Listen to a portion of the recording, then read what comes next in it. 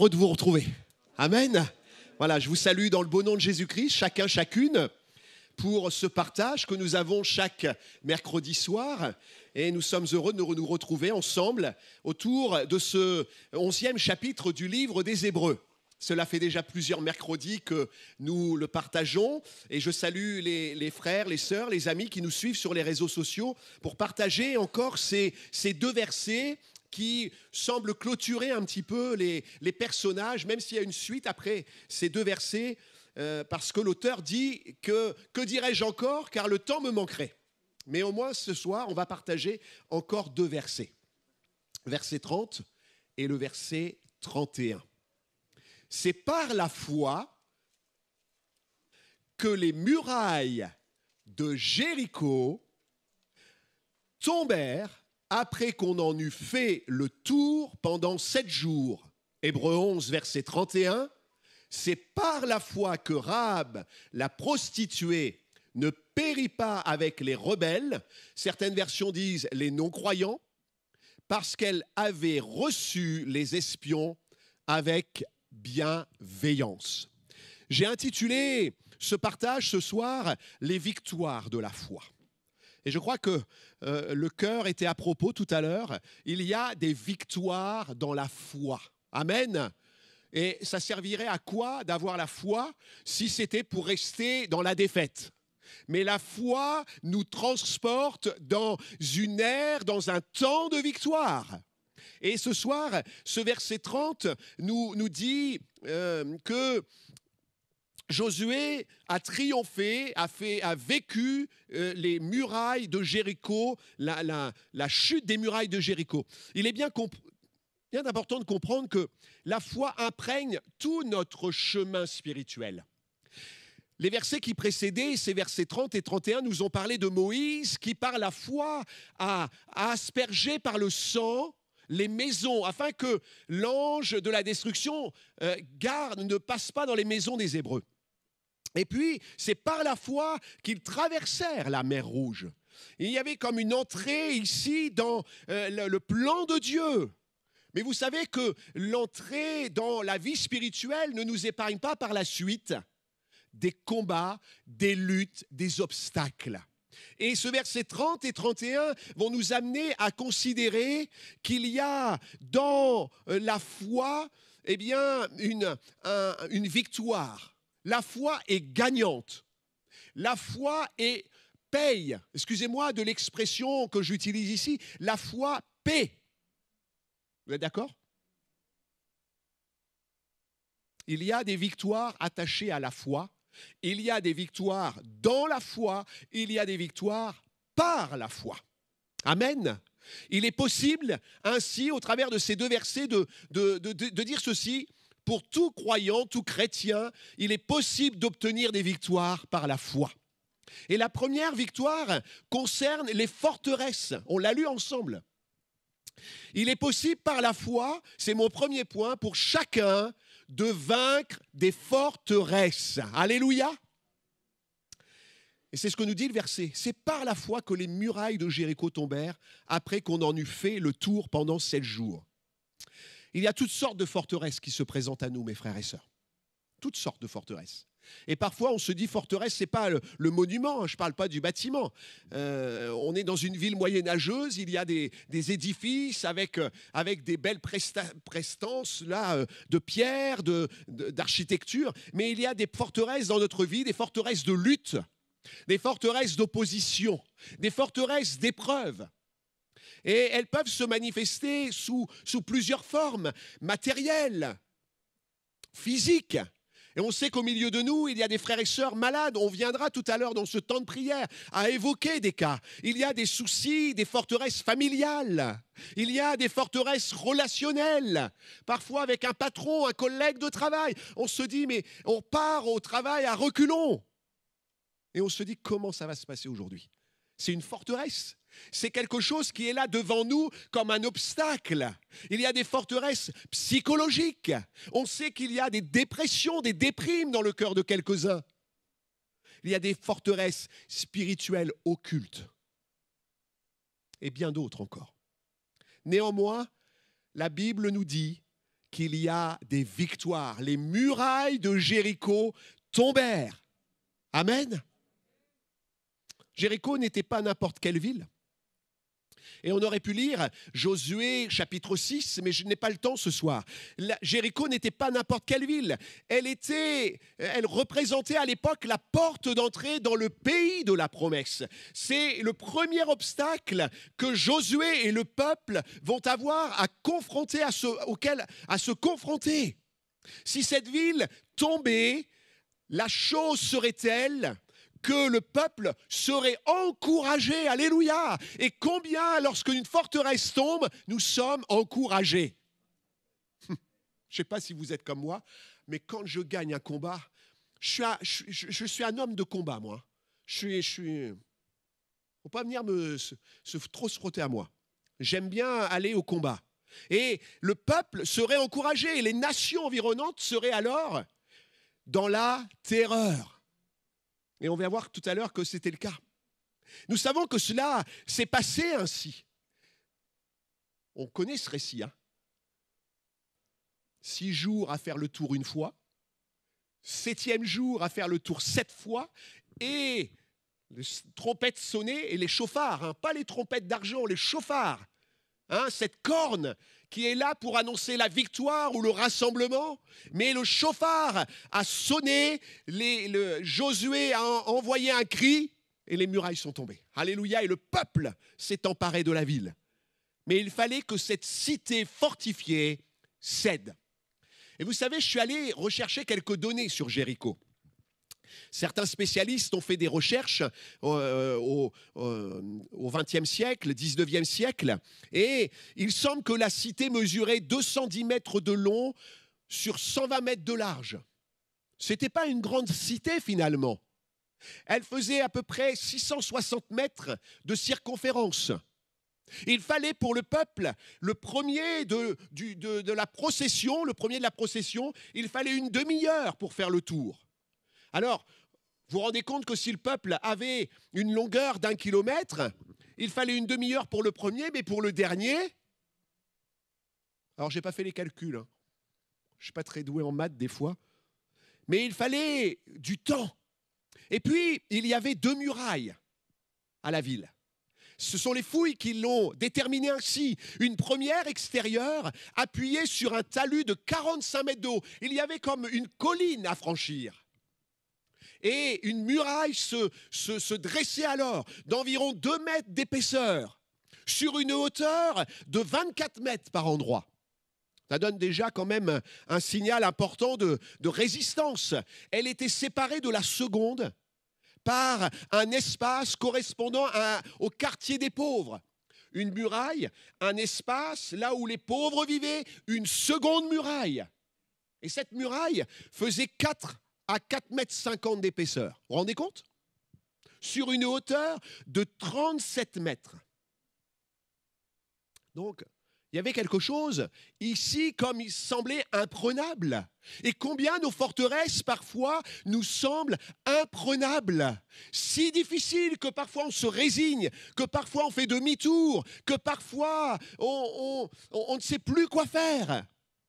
Mais Josué va vivre quelque chose d'exceptionnel en Dieu, par la grâce de Dieu, par la puissance de Dieu, par la foi. Le quartier pauvre, c'est certainement là où Rahab avait sa maison appuyée sur le mur, là où elle a pu faire sortir les espions. Mais on y reviendra tout à l'heure. Cette seconde muraille, donc haute de 37 mètres, abritait le centre de la ville. Il y avait environ 1200 à 1500 personnes à l'intérieur. Comme quoi, sur un espace assez restreint, il y avait comme une fourmilière, comme une activité extraordinaire à l'intérieur. Une source l'alimenter, de telle sorte que la ville pouvait tenir un siège. Alors face à cela, Josué a dû se poser 1000 questions. Le peuple aussi. Et vous savez que le peuple avait déjà tourné pendant un certain temps dans le désert parce qu'ils avaient comme repoussé l'envoi de Dieu. Mais là, ils étaient face à cette forteresse. Tout semblait s'opposer à la victoire. Mon frère, ma sœur, peut-être que ce soir, tout s'oppose à ta victoire, à la victoire. Mais je voudrais te dire par ce texte et t'encourager comme une flèche qui vient dans ton cœur. Tout est possible à celui qui croit. Vous savez, il y a un chant qui dit c'est la loi de la foi pour les aînés. Vous vous rappelez ça? Tout est possible à celui qui croit, c'est la loi de la foi. Et Josué va vivre quelque chose d'extraordinaire. Je voudrais vous laisser un premier verset là. Aucune tentation. Vous connaissez ce verset? 1 Corinthiens 13, verset 10. Et vous savez que le terme grec signifie expérience, tentation, épreuve. Alors vous prenez ce qu'il vous faut, ce qui vous convient. Aucune épreuve ne vous est survenue qui n'ait été humaine. Et je cible des personnes, je les ai sur mon cœur, je sais ce qu'elles vivent. Aucune épreuve ne vous est survenue qui n'ait été humaine. Et Dieu, qui est fidèle, ne permettra pas que vous soyez éprouvés. Alléluia! Au-delà de vos forces. Vous savez, Dieu connaît vos forces. Nous, on les sous-estime, mais lui les connaît parfaitement. Rappelez-vous Gédéon, simplement une petite parenthèse. Vaillant héros. Et au-delà de vos forces, mais avec l'épreuve, wow, il préparera aussi le moyen d'en sortir afin que vous puissiez la supporter. Je lis simplement le début de Josué 6. Simplement Josué 6, le premier verset. Jéricho était fermé. Écoutez bien. Jéricho était fermé et barricadé devant les enfants d'Israël. Personne ne sortait et personne n'entrait. Voilà le paysage. L'Éternel dit à Josué, écoutez bien, vois, je livre entre tes mains Jéricho et son roi, ses vaillants soldats. Je livre. Que voyait-il, lui? Une forteresse. Et moi, je vous dis de la part de l'Esprit de Dieu, du Seigneur, Dieu livre les forteresses à vos cœurs. Amen. Et vous savez ce qu'il faut faire là? C'est de saisir par la foi. C'est ce que Josué a fait. Hein. C'est ce que Josué a fait. L'Éternel avait donné ses instructions à Josué, que tout le peuple a suivi à la lettre. Quelle étonnante stratégie, vous ne trouvez pas? Faire le tour de la cité. Les habitants ont regardé cela d'un œil dubitatif. Mais qu'est-ce qu'ils font? Vous savez, dans Astérix et Obélix, on dit « ils sont fous ces Romains ». Et bien là, peut-être que les gens de la cité vont dire « mais ils sont fous ces Hébreux, ils sont fous ces Israélites ». Ils ont fait le tour, ils étaient dans le silence des voix, il y avait seulement les chauffards qui résonnaient, il y avait une armée qui n'était pas rangée en bataille, mais seulement en train de défiler, c'était comme une procession, comme une parade. Mais Dieu, dans tout ça, montrait sa puissance. Il y avait comme un temps de louange, d'adoration, d'attente du peuple. Et parfois, on s'agite, nous, face aux forteresses. On trépigne, on critique, on ne sait plus quoi faire. On se dit, Seigneur, tu es où? Mais eux, ils étaient là à faire le tour de la cité, comme s'ils contemplaient une structure qui allait s'écrouler devant. Ils profitaient de ce moment pour dire, profite bien, ça ne va pas durer. Ça ne va pas durer. Et il y avait là comme une parade. Les moyens, les méthodes de Dieu ne sont pas les nôtres, mes frères et sœurs. Dieu, dans son infinie sagesse, agit alors que nous tout nous semble comme ténébreux, comme obscurci. Mais Dieu agit. Le Saint-Esprit est là. Le Saint-Esprit agit. Il est là, dans nos cœurs, près de nous. Paul le déclare aux Corinthiens. Les armes avec lesquelles nous combattons ne sont pas charnelles. Israël n'a pas combattu avec les armes dans un premier temps, mais ils ont laissé s'exprimer leur adoration, la louange, la consécration. Et ces armes avec lesquelles nous combattons sont puissantes, dit Paul, par la vertu de Dieu pour renverser des forteresses. N'est-ce pas cela? N'est-ce pas cela que nous dit ce récit? Le peuple a eu foi. Cette foi, il l'a accompagnée de consécration, avec l'arche, avec les sacrificateurs devant, avec le son des chauffards qui étaient là pour retentir, pour annoncer la victoire à venir. Ils ont été remplis d'obéissance. Parce que sans obéissance, on n'a pas de victoire. Je vous le dis, par expérience. Ils avaient de la patience. Une demi-heure à tourner tous les jours, et 7 fois le 7e jour. Ils avaient de la célébration pour Dieu, et finalement ils avaient de la joie, puisqu'ils ont crié. Cri de joie, cri de victoire, cri qui honore Dieu, alléluia. Et ce soir, alors qu'on va peut-être avoir ce temps de prière puissamment, je crois qu'il y a des temps de louange à avoir, des temps de cris, de victoire, proclamer la victoire de Dieu. Alléluia. Soyons de ces conquérants de la foi qui proclament: nous sommes plus que vainqueurs par celui qui nous a aimés. Et pour compléter ce verset, grâce soit rendue à Dieu qui nous fait toujours triompher en Jésus-Christ, qui répand par nous en tout lieu l'odeur de sa connaissance. Quelles sont nos forteresses ce soir, mon frère, ma sœur?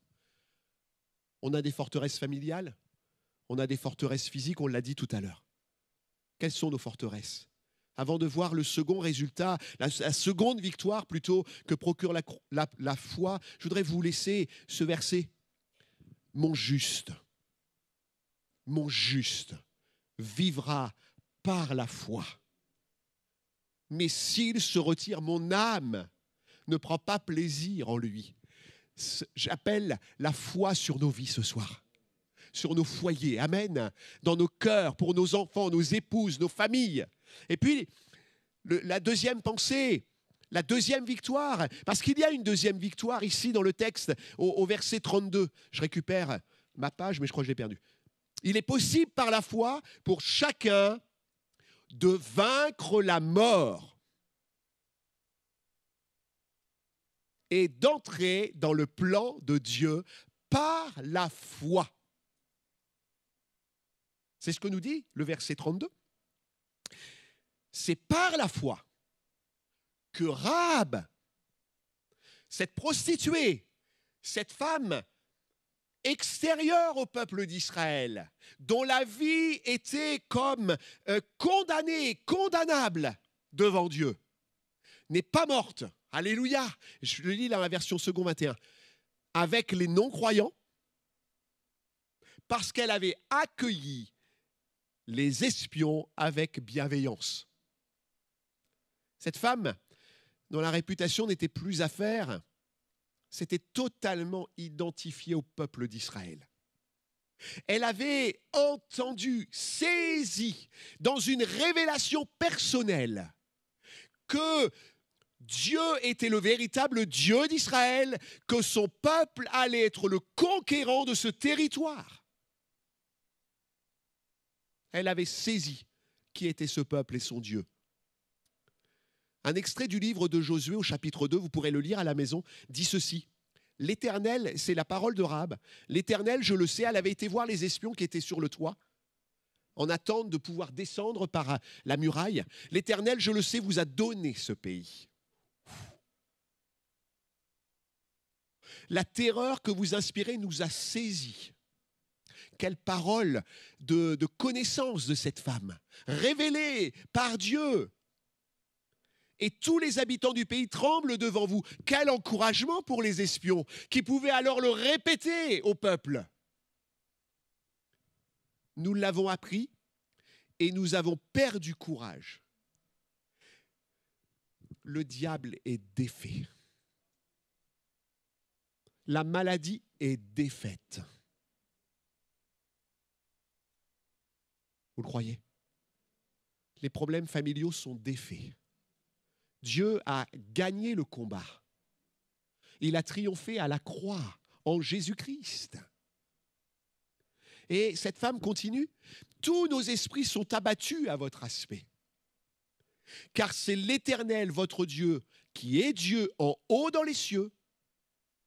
Écoutez bien, en haut dans les cieux, les sphères célestes, et vous savez qu'il y a un combat mené dans les sphères célestes, et qui est Dieu en bas sur la terre. Moi, ça me donne de la force, ça. La révélation qu'elle a va la conduire au salut, mes frères et sœurs. Elle va réaliser que ce qui se passe est voulu de Dieu. Qu'il est le véritable Dieu qui règne dans les cieux sur la terre. Rahab va hériter également du pays promis finalement.